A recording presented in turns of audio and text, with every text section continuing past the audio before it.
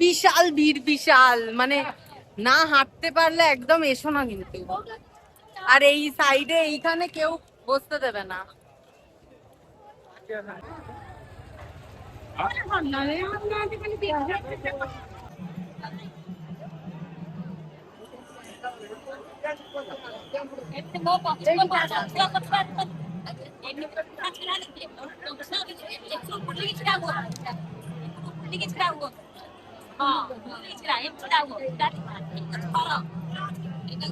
Hello everyone, welcome back to my channel magical Meghali. আজকে হচ্ছে 23শে জুলাই আর এখন আমি রেডি হয়েছি। কোথায় যাব না, যাব হচ্ছে পুরীতে। দুদিন আগেই আমার মনে হয়েছে যে সোজা রথে তো যেতে পারিনি পুরীতে, রথের ওপর জগন্নাথকে দর্শন করতে, তো তাই উল্টো রথের সময় পুরীতে যাব। খুব ইচ্ছা হয়েছিল, তো অনেক কাঠখড় পুড়িয়ে মানে কয়েকটাই ট্রেনের টিকিট পেয়েছি, পাওয়া যাচ্ছিলই না। সব থেকে বড় কথা, ওখানে রুম পাওয়া যাচ্ছিল না, তো অনেক কষ্টে অনেক এদিক ওদিক করে 3টে রুম পেয়েছি, তো সেখানে যাব। বাট আমাদের ট্রেনের টাইম ছিল সন্ধেবেলা 6টার সময়, এখন বাজে রাত 8টা। ট্রেনের টাইম পিছিয়ে গেছে, 9:30টার সময় ট্রেনের টাইম হয়ে গিয়েছে, তো এখন বেরোচ্ছি। আবার ট্রেন আছে শালিমার থেকে, হাওড়া স্টেশন থেকেও না, তো শালিমারে যাব। আমি বাড়ি চলে এসেছি কারণ মাও যাবে, মানে আমার মাও যাবে, তো আমি মা এখান থেকে বেরিয়ে যাব, আর তুহিন, কাকু, কাকিমা ওরা সব মানে তুহিনদের বাড়ির ওখান থেকেই বেরিয়ে যাবে। বাকি গল্পটা হবে যেতে যেতে, ট্রেনের ফুল জার্নিটাও তোমাদের সাথে শেয়ার করব। তো চলো রওনা হই পুরীর উদ্দেশ্যে। জয় জগন্নাথ। তো আমি আর মা উঠে পড়লাম গাড়িতে স্টেশনের উদ্দেশ্যে। আমাদের বাড়ি থেকে শালিমার স্টেশনের দূরত্ব ওই 15 থেকে 20 মিনিট মতো। তো স্টেশনে পৌঁছাতে আমাদের খুব একটা বেশি টাইম লাগেনি, আর অল্প বৃষ্টি হওয়াতে রাস্তাঘাটও খুব একটা ভিড় ছিল না।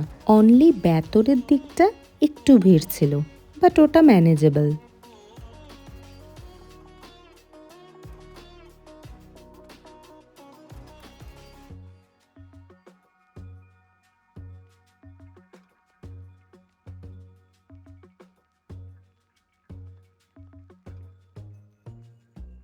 স্টেশনে পৌঁছে দেখলাম তুহিনু ওর মা, বাবা, মাসি আর মাসির মেয়েকে নিয়ে চলে এসেছে।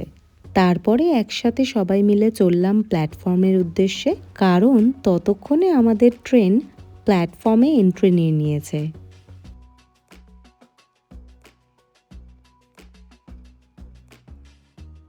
হাওড়া বা শিয়ালদা স্টেশনের মতো এই স্টেশনে একদমই ভিড় নেই।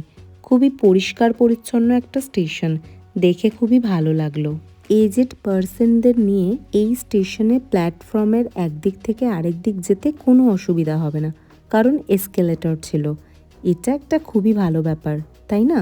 সব স্টেশনে কিন্তু এসকেলেটর নেই। আমার মনে হয় প্রত্যেকটা স্টেশনেই এখন এসকেলেটর করে দেওয়া উচিত, তাহলে এজেড পার্সনদের লাগেজ নিয়ে যেতে অনেক সুবিধা হয়।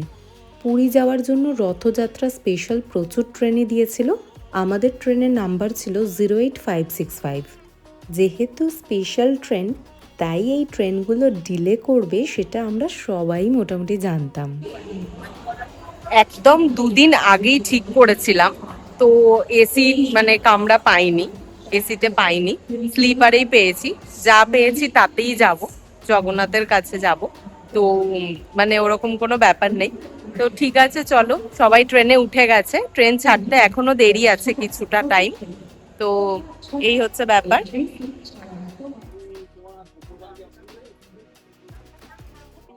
এখন তো বর্ষাকাল, ওই জন্য খুব একটা গরম লাগছে না, নয়তো একদম হালাত খারাপ হয়ে যেত স্লিপারে। বাট বর্ষাকাল হওয়ার দরুন খুব একটা মানে গরম নেই। ট্রেনটা চললে আরো ঠান্ডা, মানে মোটামুটি হাওয়া ঠাওয়া দেবে, তো অসুবিধা নেই। এই হচ্ছে ব্যাপার, দেখা যাক কি হয়। ট্রেন আর একটু পরেই ছাড়বে, দ্যাটস ইট। এবার শুধু জয় জগন্নাথ করে ট্রেনটা ছেড়ে দিলেই বাঁচি। আর কালকে যদি তাড়াতাড়ি পৌঁছাতে পারি তো গুন্ডিচা মন্দিরে মানে দর্শন করতে পারবো জগন্নাথকে। বাট যদি না পৌঁছাতে পারি তো রথের মধ্যেই তো থাকবে দুদিন জগন্নাথ, তো অসুবিধা নেই, রথে দর্শন করে নেব। তো চলো যাই। আমরা ট্রেনেতেই ডিনার করে নেব, রুটি এনেছি, তরকারি এনেছি, তো সেটাই খেয়ে নেব, এখান থেকে আর কিছু কিনবো না। তো চলো ট্রেনে উঠে পড়ি আমি। 9:10 মতো বেজে গেছে, 9:30 মধ্যে ছাড়বে। তো চলো আমি উঠে পড়ি।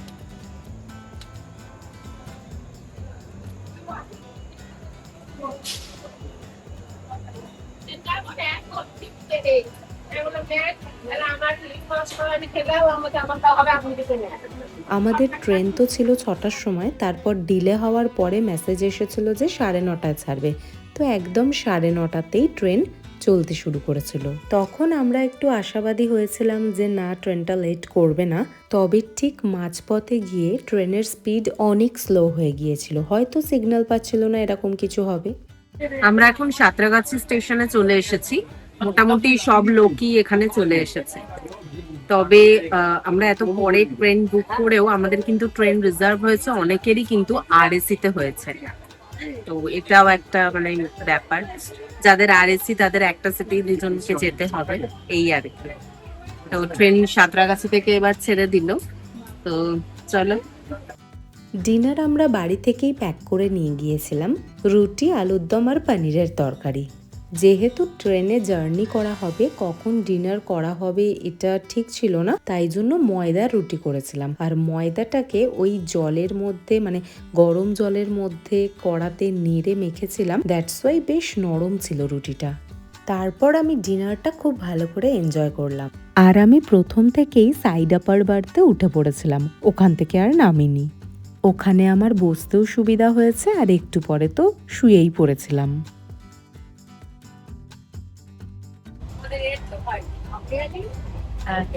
হ্যাঁ হ্যাঁ দেখেছি, ভালো, কিন্তু সব হ্যাঁ ওরকম নিয়ে আসছে।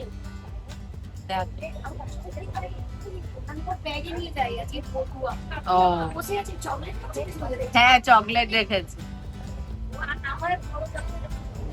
ও, হ্যাঁ।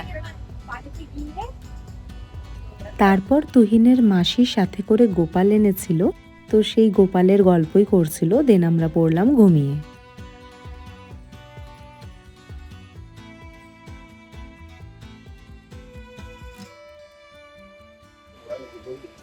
এখন বাজে 1:42 মতো, আর বৃষ্টি পড়ছে বাইরে হালকা হালকা। ট্রেনটা দাঁড়িয়ে আছে বেলদাতে, অনেকক্ষণ দাঁড়িয়ে আছে, এখনো ছাড়েনি, জানি না কখন ছাড়বে।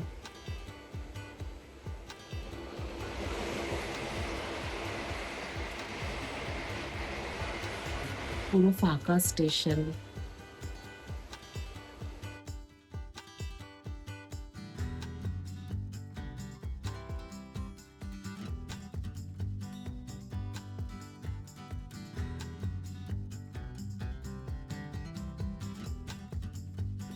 সকালে ঠিক 9:30 নাগাদ ঘুম ভেঙে গিয়েছিল, দেন ঘুম থেকে উঠে চা, সিঙ্গাড়া এসব খাচ্ছিলাম। ট্রেন চলার সাথে সাথে আমার মুখও চলে। আমার ট্রেনে জার্নি করতে করতে টুকটাক খাবার খেতে খুব মজা লাগে। আমার মনে হয় সবারই বেশ মজা লাগে জার্নি করতে করতে টুকটাক খাবার খেতে, তাই না? আর পার্টিকুলার কিছু কিছু জায়গার ফেমাস খাবার আছে, ওগুলো তো খাওয়া মাস্ট। যেমন তারাপীঠ গেলে বর্ধমানের মিহিদানা, সিঙ্গাড়া, এগুলো তো খেতেই হয়, তাই না? তো যাই হোক, ভুবনেশ্বর থেকে ট্রেন ছেড়ে দিল, ওখান থেকে আর 80 কিলোমিটার। এই যে দেখতে পাচ্ছ আরও কত ট্রেন দাঁড়িয়ে আছে রথযাত্রা স্পেশাল। ভুবনেশ্বর থেকে তো পুরী যেতে ওই সময় লাগে 1.5 ঘন্টা মতো, তবে আস্তে আস্তে ট্রেন যেতে প্রচুর টাইম লাগিয়ে দিয়েছিল। ট্রেনে করে ভুবনেশ্বর থেকে পুরী যাওয়ার সময় বাইরের যে ভিউটা, সেটা কিন্তু অসাধারণ।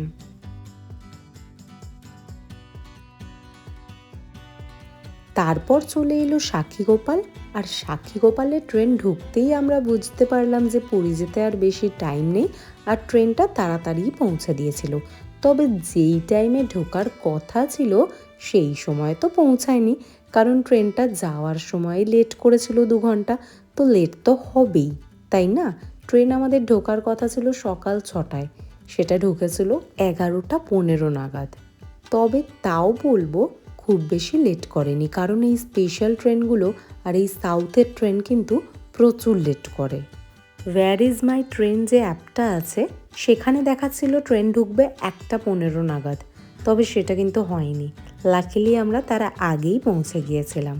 আর যেই পুরী লেখাটা দেখতে পেলাম অমনি এক্সাইটমেন্ট একদম তুঙ্গে চলে গেছিল, কারণ ফার্স্ট হচ্ছে জগন্নাথের জন্য, সেকেন্ড ছিল রথযাত্রার জন্য। এখন বাজে 11:15, আমাদের 6টার সময় ঢোকার কথা ছিল, আমরা ঢুকলাম 11:15। ঢুকে গেছি তাড়াতাড়ি, এটাই অনেক। তো এবার হোটেলে পৌঁছানোর পালা। রথযাত্রায় জানো তো এটারই আমার ফার্স্ট টাইম পুরীতে ভিজিট করা।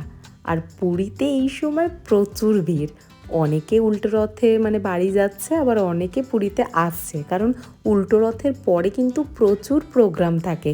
উল্টো রথ, অধরপানা, রসগোল্লা অনুষ্ঠান, আরও অনেক কিছু। তো তাই জন্য আমার মনে হয় সোজা রথের থেকেও উল্টো রথে বেশি ভিড় হয়। হ্যাঁ, রাজবেশটাও থাকে, সেই ভিডিও কিন্তু পরের দিন পাবে, so stay tune on my channel. রথের জন্য টোটো বা অটো খুবই কম ছিল রাস্তায়, আমরা লাকিলি একটা অটো পেয়ে গিয়েছিলাম, তো সেই অটো করেই আমরা রওনা হলাম হোটেলের উদ্দেশ্যে। আর উল্টো রথের দিন পুরীতে জানো তো প্রচুর গরম ছিল। বিশাল বিশাল ভিড় হয়।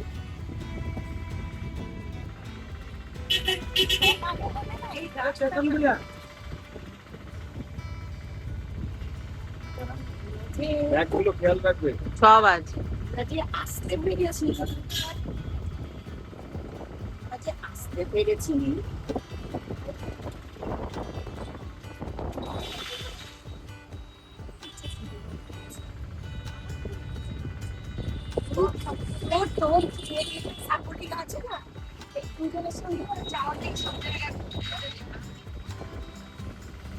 আমরা সচরাচর যে রাস্তা দিয়ে পুরীর হোটেলগুলোর উদ্দেশ্যে যাই সেই রাস্তা দিয়ে কিন্তু অটো নিয়ে যাচ্ছিল না, কারণ ওই মেন রাস্তাটা রথের জন্য বন্ধ ছিল। এই রাস্তাটা বেসিক্যালি শর্টকাট রাস্তা, আর এই রাস্তা দিয়ে যাওয়ার সময় কিন্তু সমুদ্র একদমই দেখা যায় না। যাই হোক, আমাদের যে হোটেলটা ছিল সেই হোটেলটা অবস্থিত ছিল বালিয়াপান্ডা রোডে। এই জায়গাটায় তো প্রথম যাচ্ছি আমরা, বেসিক্যালি স্বর্গদুয়ারের কাছে থাকি, আর কিছু সময় লাইট হাউসের কাছেও থেকেছি। তবে আমাদের এইবারের যে হোটেলটা সেটা লাইট হাউস থেকেও অনেকটা দূর ছিল, প্রায় 200 মিটার মতো। বিপত্তারিণী চণ্ডীবাড়ি বলে যে মন্দিরটা আছে তার পাশের গলিটা দিয়েই আমাদের হোটেল ছিল। হোটেলের নাম ছিল গোল্ডেন ওয়ে প্রিমিয়াম। ঠিকঠাক হোটেল, তোমরা চাইলে আসতেই পারো, আর এখানকার স্টাফদের ব্যবহার ভীষণ ভালো। একদিন আগে কোনোই হোটেল পাচ্ছিলাম না, তো অনেক কষ্টে এই হোটেলটা পেয়েছি, গোল্ডেন ওয়ে প্রিমিয়াম। আগেই বুক করে নিয়েছিলাম, এবার দেখা যাক রুমগুলো কিরকম হবে। খুবই টায়ার্ড আছি, জাস্ট স্নান করব, দেন বেরিয়ে লাঞ্চ করব, দেন যাবো ওই মেডিকেল চকের ওখানে, ওখান থেকেই আজকে ঠাকুর যাবে। ওটাকে কি বলে, পহন্ডি? বাউড়া, আচ্ছা, মানে যাওয়াটাকে পহন্ডি বলে, ওটাকে বলে বাউড়া। তো শুনে নিলে, এই উল্টো রথের যে যাত্রাটা হয় তাকে বলে বহুড়া যাত্রা। তারপর রিসেপশনে ঢুকলাম। রিসেপশন এরিয়াটা বেশ বড়, আর এখানে টিভিতে উল্টো রথযাত্রাই চলছিল, তো সেটা আমি দাঁড়িয়ে দাঁড়িয়ে দেখছিলাম, খুব ভালো লাগছিল। আর মনে মনে ভাবছিলাম আর কিছুক্ষণ পরেই আমি জগন্নাথের সামনে যাব, এটা ভেবে দিল তো একদম গার্ডেন গার্ডেন হয়ে গিয়েছিল। এরপরে আমরা রুমগুলো দেখতে গিয়েছিলাম, তোমাদের সাথেও একবার রুমের ভিডিওটা শেয়ার করছি, দেখে নাও। ভালো লাগলে অবশ্যই ভিজিট করো এই হোটেলটায়। আমার তো বেশ ভালোই লেগেছে রুমটা। আর এবারে সত্যি কথা বলতে গেলে রুমে তো বেশিক্ষণ থাকবো না, থাকবো মন্দিরের কাছেই, তো ওই আর কি শোয়ার মতো একটু হলেই হবে, বাট একটু ওই পরিষ্কার পরিচ্ছন্নটা দরকার, তাই না? ওই জন্য এই রুমটা ঠিকই আছে।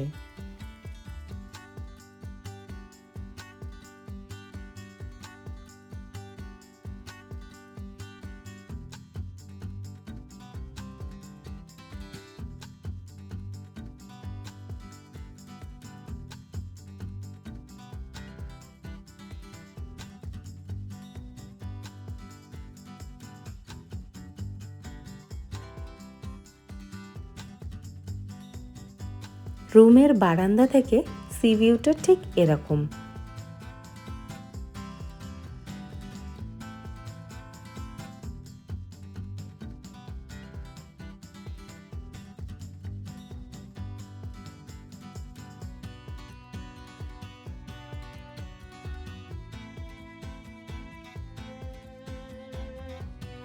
এখান থেকেই খাবার নিয়ে নিচ্ছি আজকে আমরা, আর বাইরে খাবো না, এখানেই খেয়ে নেব। খেয়ে তারপরে মন্দিরে চলে যাব, মানে আগে স্নান করে ফ্রেশ হয়ে নেব, দেন খেয়ে এখান থেকেই আমরা মন্দিরে চলে যাব। আর এত লাস্টে মানে ঠিক করেও যে এরকম রুম পেয়েছি, এটাই ভাগ্য ভালো। হ্যাঁ, চার্জেস একটু নিয়েছে, বাট ঠিক আছে, মানে রথে তো নেবেই, এটা কিছু করার নেই, তাই না? 305, 306 অ্যান্ড 307 এই 3টে রুমই আমরা বুক করেছিলাম। ফার্স্ট এরটায় ছিলাম আমি আর মা, সেকেন্ড এরটায় কাকিমা, মাসি অ্যান্ড মানি মানে মাসির মেয়ে, আর থার্ড এরটায় ছিল তুহিন আর কাকু। ব্যাস এই 3টেতেই আমাদের হয়ে গিয়েছিল, আমরা 7জন মেম্বার ছিলাম। 306 নম্বরের রুমটা আরও বেশি ডেকোরেটেড ছিল, বেশ সুন্দর লাগছিল।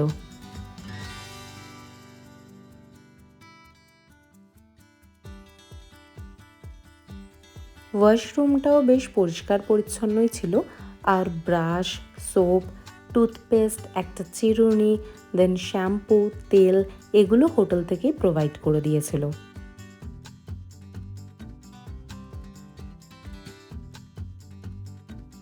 এখান থেকেও সি ভিউটা দারুণ লাগছে, দেখো তোমরা।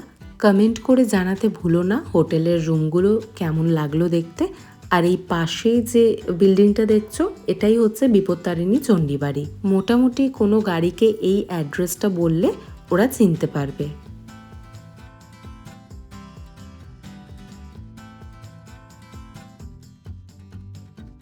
তোমাদের তো আগেই বললাম যে এই জিনিসগুলো প্রোভাইড করেই দিয়েছে অ্যাজ ইউজুয়াল, তো এই আর কি।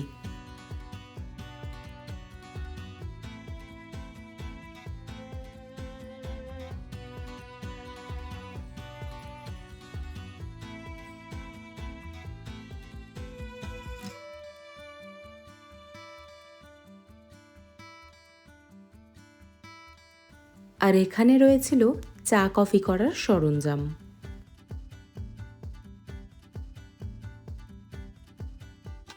প্রত্যেকটা রুমেই একটা করে ওয়ার্ড্রব আছে, বাট কোনো লকার নেই, এই একটাই যা ফল্ট।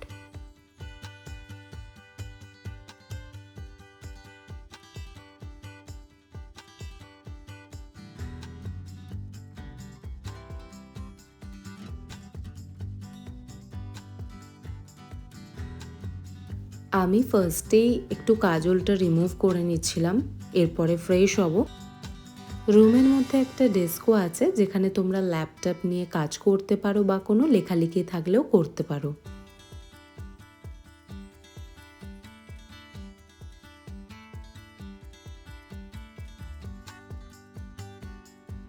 লাঞ্চের জন্য আমি নিয়েছিলাম রুটি আর ভেজ কড়াই, বেশ টেস্টি ছিল। ভাত আমি গিয়ে খাইনি, কারণ আমি জানতাম যে অনেকটাই হাঁটাহাঁটি থাকবে, ভাত খেলেই ঘুম পেয়ে যাবে, কারণ অনেকটা টায়ার্ডও ছিলাম। এরপরে যদি ভাত খেয়ে নিতাম প্রচুর ঘুম পেত, ওই জন্য আমি রুটিটাই খেয়েছি। আর আমি সেই সোজা রথের আগের দিন থেকেই ভেজ খাচ্ছি, আর শ্রাবণ মাস পড়ে গেছে, তো আমার পুরো শ্রাবণ মাসটাই এখন ভেজই চলবে। লাঞ্চ করেই আমি চটপট রেডি হয়ে গিয়েছিলাম, তারপরে যাচ্ছিলাম গুন্ডিচার মন্দিরের উদ্দেশ্যে।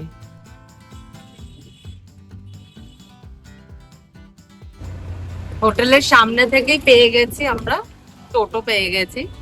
তো টোটো এখন 200-300 টাকা বলছে, এটা কিছু করার নেই, এটা তো বলবি। আর যতটা অবধি মানে যেতে দেবে ততটা যাব, বাকিটা নো এন্ট্রি টুকু তো হেঁটেই যেতে হবে, 600 মিটার মতো হাঁটতে হবে।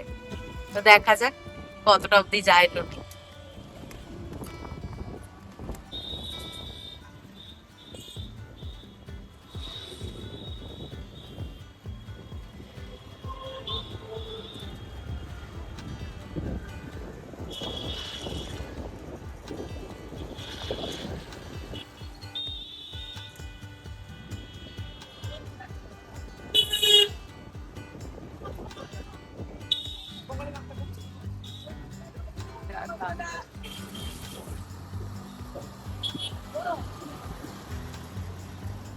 রথের 600 মিটার মতো আগে আমাদের নামিয়ে দিয়েছে, ওখানটা হেঁটে হেঁটেই যেতে হবে আমাদের। তো একটা আমরা স্কুটি করেছিলাম, এবার ওদের বলেছিলাম যে ওই দাদাটাকে বলেছিলাম মন্দিরের সামনে নিয়ে যেতে, আর উনি ভেবেছেন একদম পুরীর শ্রীক্ষেত্র ওখানে নিয়ে যাওয়ার কথা, তো ওখানে নিয়েই চলে গেছিল আমাদের।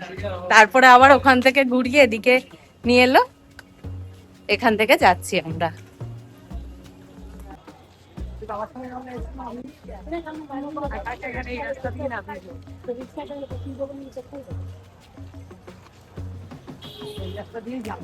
এটা হচ্ছে মেডিকেল চক, এখান থেকেই ঠাকুর যাবে, মানে এই রাস্তা ধরেই, ওই জন্য এই রাস্তায় গাড়ি ঘোড়া সব বন্ধ আছে।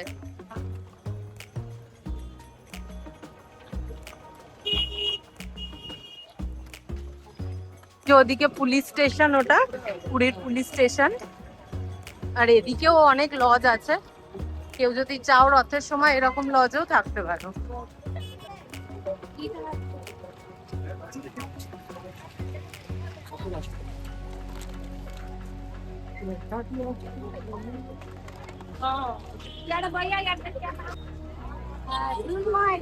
বুঝতে পারছি না, কোনো একটা মন্দির আছে। না না না, আগে চলো না একটু দেখে, এগুলো তো লজ।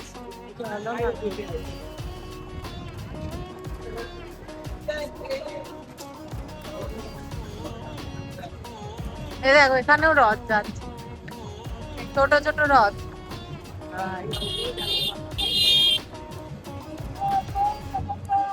জয় জগন্নাথ।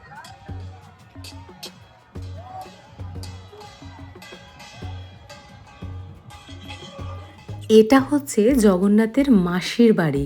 মাসির নাম হচ্ছে অর্ধাসনী মাসি।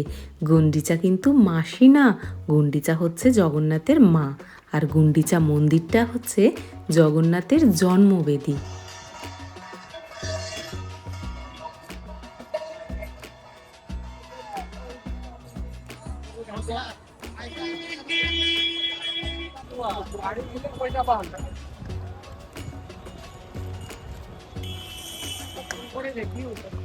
দাঁড়াও, বিশাল গরম, ওই জন্য আবার জলের স্প্রে করছে যাতে সব ঠান্ডা হয়ে যায়।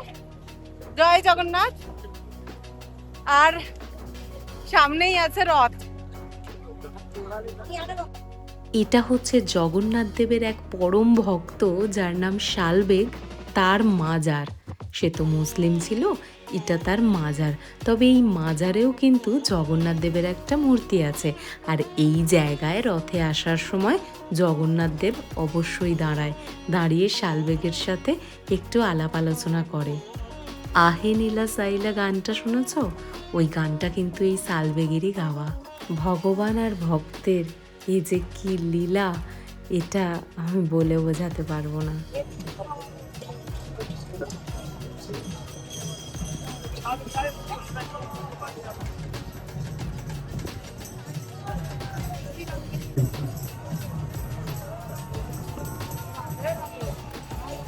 চলো চলো চলো চলো।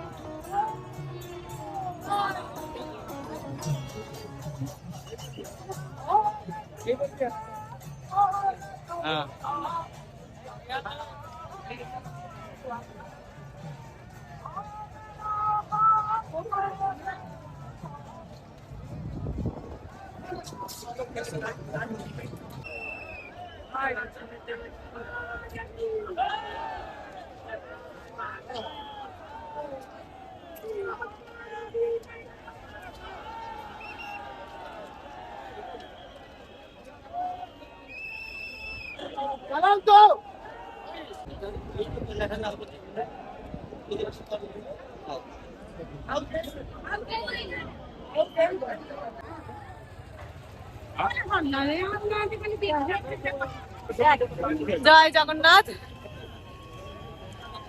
আলটিমেটলি দেখলাম রথের ওপর প্রচন্ড ভিড়, এখানে প্রচন্ড ভিড়। জগন্নাথ মনে হয় একটু কৃপা করেছিল বলে সামনেটা যেতে পেরেছিলাম, যা ভিড় ছিল। এদিকে ক্রমশ জল দিচ্ছে, জলে ভিজে নিতে পারো, প্রচন্ড গরম, একটু ভিজতেই হবে।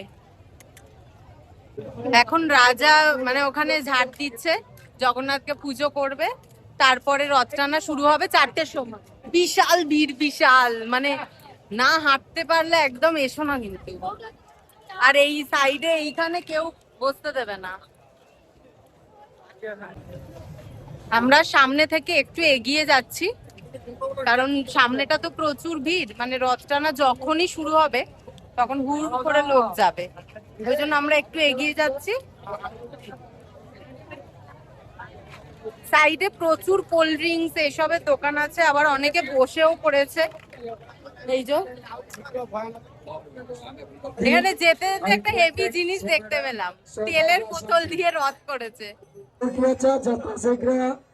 अल्ट्राटेक सौभाग्य असंत कामिनी वाले की समाज अभिजानी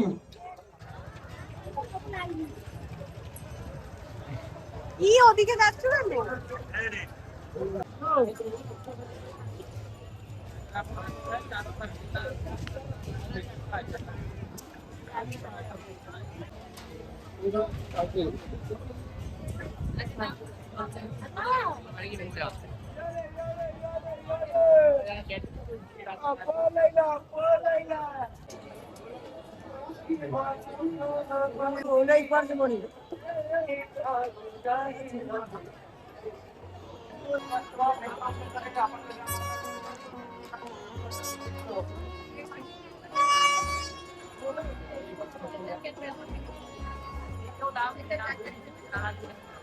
নোংরা জায়গা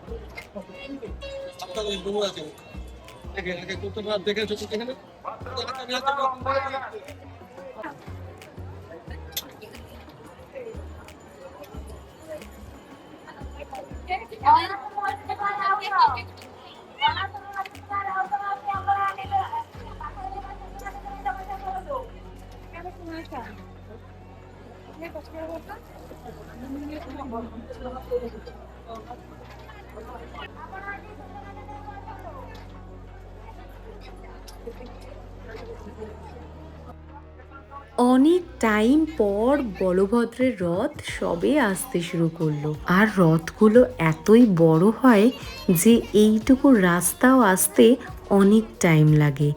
এই রোডটার এক পাশে হচ্ছে শ্রীক্ষেত্র, মানে হচ্ছে লক্ষ্মীর ঘর, আর এক পাশে কিন্তু গুন্ডিচা মন্দির, মানে এই পুরো রোডটা জুড়েই, এই মেডিকেল চকটা জুড়েই। বাট এই রাস্তাটা কভার করতেও কিন্তু রথগুলোর প্রচুর টাইম লাগে। আর মানুষের ভিড়টা তো দেখতেই পাচ্ছ, তো এই মানুষের ভিড় পেরিয়ে রথ এক মন্দির থেকে আরেক মন্দিরে যায়। এটা এক অপূর্ব দৃশ্য, এ চোখের সামনে না দেখলে বিশ্বাস করা যায় না। মানে এটা আমার শব্দে বলে বোঝানোর ক্ষমতা নেই। একবার পারলে উল্টো রথে পুরীর যেও, হ্যাঁ অবশ্যই পায়ে যদি ব্যথা না থাকে তবেই। আর খুব ছোট বাচ্চাদের নিয়ে যেও না, জানো তো, ওদের খুব কষ্ট হবে, অনেক ভিড় তো, এত কনজেস্টেড জায়গার মধ্যে বাচ্চাদের কিন্তু প্রচুর কষ্ট হবে।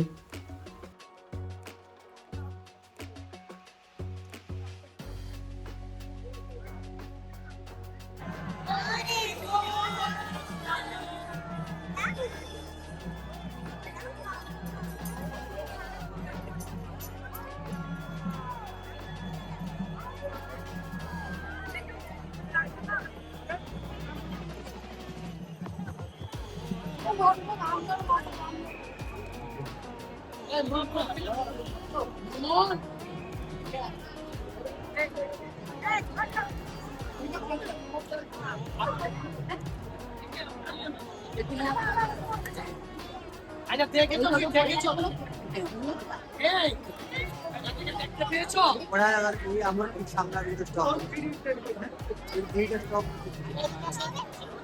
পাশাপাশি দুইটা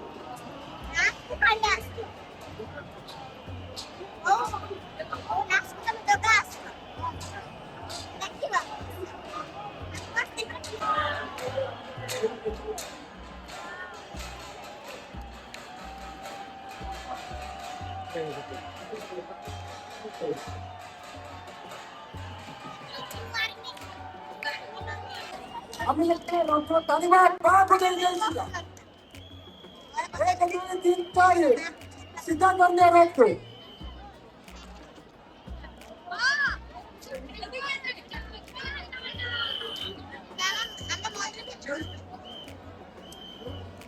বাবু দেখো বাবু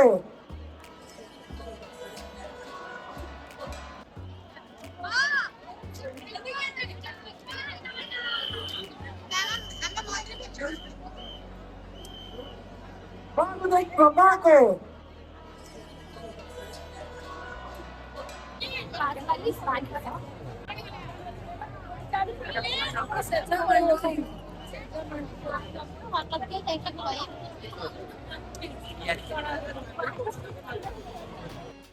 এটা হচ্ছে মা সুভদ্রার রথ।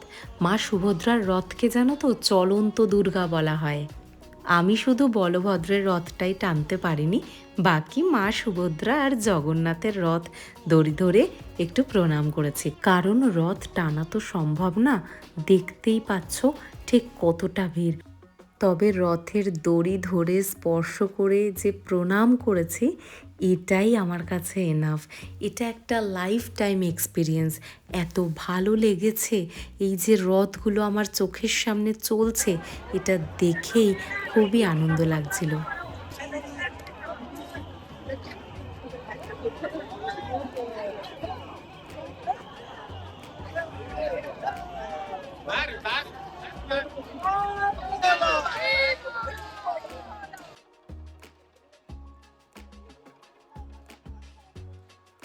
সবার শেষে চলে আসছেন আমাদের নায়ক জগন্নাথ।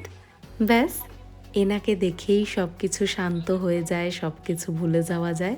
আর এই সময় আমার একমাত্র পুরী যাওয়ার কারণই ছিল রথে অবস্থিত জগন্নাথকে দেখা। ব্যাস, এটুকুই ছিল আজকের ব্লগ। পরবর্তী ব্লগ মানে রাজবেশের ব্লগ থাকবে কালকের ভিডিওতে, সো স্টে টিউন। আর এই ভিডিওটা ভালো লাগলে অবশ্যই ভিডিওটাকে লাইক করো, আর সাবস্ক্রাইব না করে থাকলে সাবস্ক্রাইব করে তার পাশে থাকা বেল আইকনটা অন করে দিও, তাহলে যখনই আমি ভিডিও আপলোড করব সেটা সবার আগে তোমার কাছে পৌঁছে যাবে। আজকের মতো টাটা।